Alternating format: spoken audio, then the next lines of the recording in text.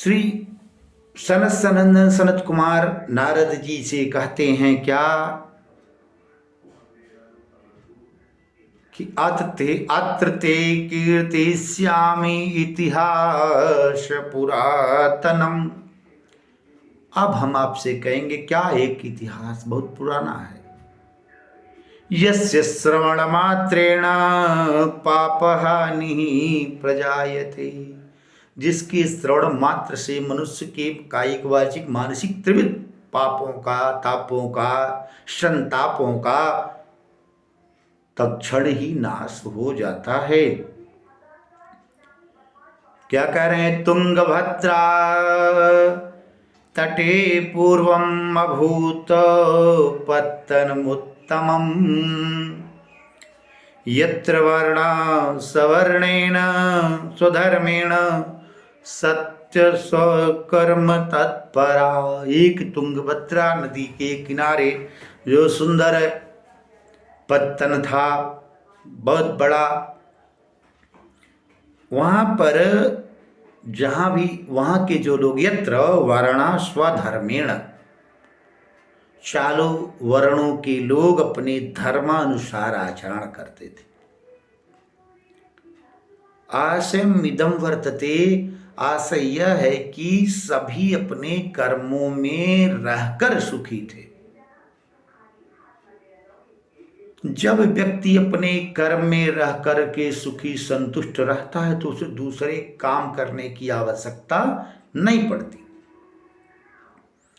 परंतु जब वह संतुष्ट नहीं रहेगा तो अन्य वर्णों के कर्मों को वह करने लगता है।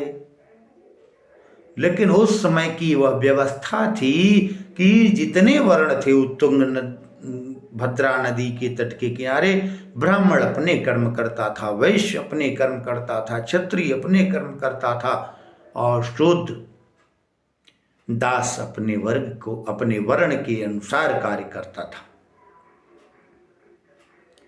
और सत्य सत्कर्म तत्पर, ऐसे नहीं कि दबाव में किसी की करते थे, ना ना ना, किसी का कोई दबाव नहीं था। सत्य सदकर्म के साथ अपने कर्म में तत्पर थे। ये नहीं दबाव से कहा जाए कि नहीं तुम अपना ये काम करते रहो, चाहे मरते रहो खाने के लिए, ना। सब सुखी थे, सदकर्म करते थे, सत्य बोलते थे, मिथ्या भाषण नहीं करते थे, झूठ का कहीं सहारा नहीं लेते थे। आगे कहते हैं कि वहीं पर एक आत्मदेव पुरे तस्मिन् सर्ववेद विशारदः श्रौतस्मार्ते सुनिष्णातो द्वितीय भास्कर इव। आत्मदेव नाम के एक विप्र ब्राह्मण, श्रोत्रिय ब्राह्मण निवास करते थे, जो श्रुतियों स्मृतियों में निष्णात थी, समस्त वेदों की विशारद थी और यहाँ तक कि द्वितीय भास्कर इव, दूसरे सूर्य के समान चमक रहे थे। क्या दूसरा सूर्य हो गए थे? नहीं, वेदों का, स्मृतियों का, श्रुतियों का इतना प्रभाव होता है कि वो देदीप्यमान स्वयं हो जाता है जीव, कि उस वेद स्मृति पुराण के तेज से एकदम प्रभावित उनको दूसरे सूर्य के समान कहा गया है। सूर्य नहीं कहा है। द्वितीय एव भास्कर भिक्षुको वित्तवालोके तत्प्रिया धुंधले स्मृता। लेकिन उसकी पत्नी, उनकी पत्नी आत्मदेव की भिक्षुको वित्तवालोके तत्प्रिया धुंधुली स्मृता, उनकी पत्नी एक धुंधली थी जिसका नाम था सवाक स्थापित, जिसके कुछ सद्गुण बताए जा रहे हैं। भगवान न करे यह सद्गुण किसी भारत की, किसी भी विश्व की किसी भी सनातनी स्त्री के अंदर हो। मैं विश्व की सनातन स्त्रियों की बात कर रहा हूं, ये गुण किसी स्त्री में ना हो। क्या भिक्षुको वित्तवालों के धन के लिए हमेशा परेशान रहती थी। भिक्षुक नहीं थी, द्वितीय भास्कर के समान थे आत्मदेव, तो ऐसा नहीं किसी बात की कमी थी, लेकिन फिर भी आत्मदरिद्र लोग होते हैं। क्या? आत्मदरिद्र।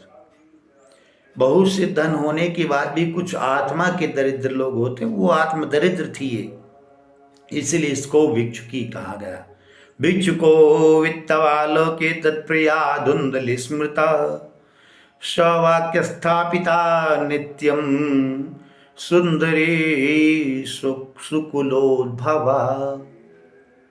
स्ववाक्य स्थापिका नित्यम, रोज झगड़ा करती थी और अपनी बातों को ही स्थापित करती थी।